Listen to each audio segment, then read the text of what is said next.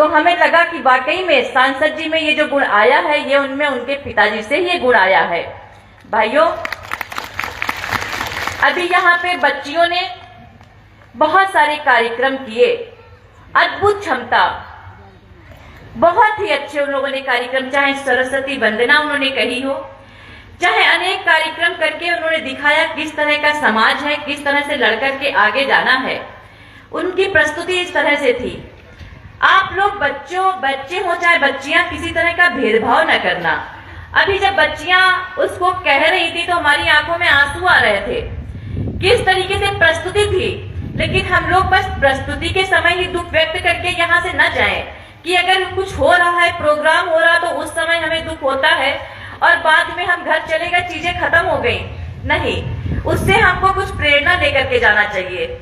जब मास्टर साहब का ऐसा व्यक्तित्व है, विधानसभा में उनका व्यक्तित्व रहा, सामाजिक क्षेत्र में उनका व्यक्तित्व रहा, शिक्षा के क्षेत्र में उन्होंने कार्य किए।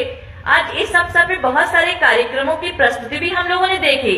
इस अवसर पे कुछ हम लोगों को प्रेरणा लेकर के जाना चाहिए कि हमारे बेटे और बेटी हो तो उसमें हम लोग भेदभाव न करें। जिस तरह की शिक्षा हम अपने बेटे को देना चाहते हैं, उसी तरह की शिक्षा हम अपनी बेटी को भी दें, उसमें बिल्कुल भी हम लोग भेदभाव न करें।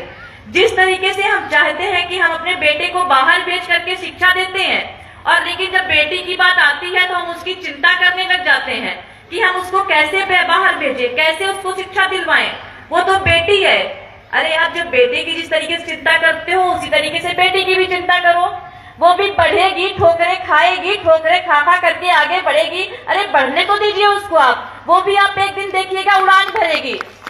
यही कह करके इतश्री नहीं कर लेनी है कि बेटी है, बेटी की हम चिंता करते हैं, उसको हम कैसे बाहर भेजें। नहीं, हमें ये नहीं करना है। जिस तरीके से आप बेटे के लिए कहते हो हम भेजेंगे, जाएगा, लड़बड़ी करके पढ़ के आएगा, समाज में नाम कमाएगा।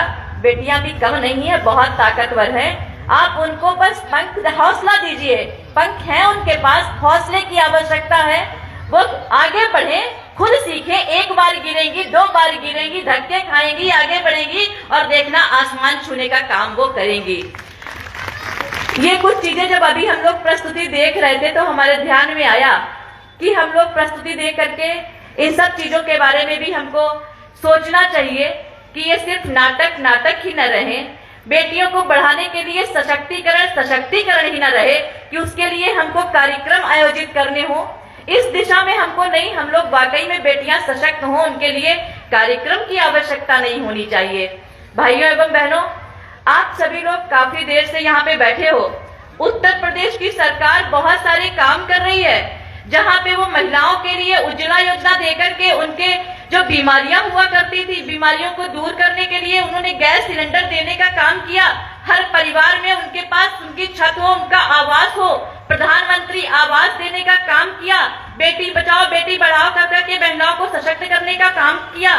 मातृ वंदना योजना बहनों के लिए चलाई, जनधन खाते उनके लिए चलाए, मुद्रा योजना देकर के युवाओं को सशक्त करने का काम किया, किसान सम्मान निधि देने का काम किया। अनेकों योजनाएं हमारे प्रधानमंत्री जी ने, हमारे मुख्यमंत्री जी ने चलाने का काम किया। और उसी का कारण ये रहा कि जो राजनीतिक पार्टियां सिर्फ चुनाव के समय राजनीति किया करती थी, आज जनता ने उनको एक तरफ कर दिया, हाशिए पे ला करके खड़ा कर दिया। क्योंकि हमारी सरकार जनहित में काम करती है, सेवा भाव से काम करती है, निरंतर काम करती रहती है। वो सिर्फ चुनाव के समय लोगों के बीच में नहीं जाती है, निरंतर जनता के बीच में जाकर के उनके लिए नीतियां बनाती है, योजनाएं बनाती है कि हमारा प्रदेश खुशहाल हो, हमारा देश खुशहाल हो। भाइयों, आज हमारे प्रधानमंत्री की हमारे देश में ही उनका नाम नहीं लिया जाता, देश में ही सम्मान नहीं होता है।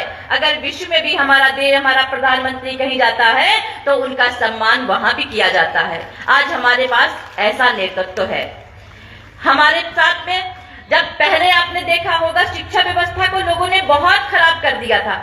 किस तरह की शिक्षा हो गई थी, सिर्फ डिग्री मिला करती थी।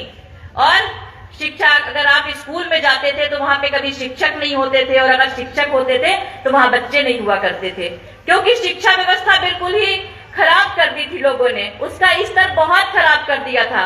आज हमारी शिक्षा व्यवस्था काफी अच्छी है, उसमें बच्चों को संस्कारशील शिक्षा दी जा रही है, तकनीकी युक्त शिक्षा दी जा रही है, रोजगार परक शिक्षा दी जा रही है, क्योंकि बच्चों में संस्कार भी होने चाहिए, बच्चों में तकनीकी ज्ञान भी होना चाहिए, वो रोजगार उनको मिल जाए, इस तरह की शिक्षा होनी चाहिए।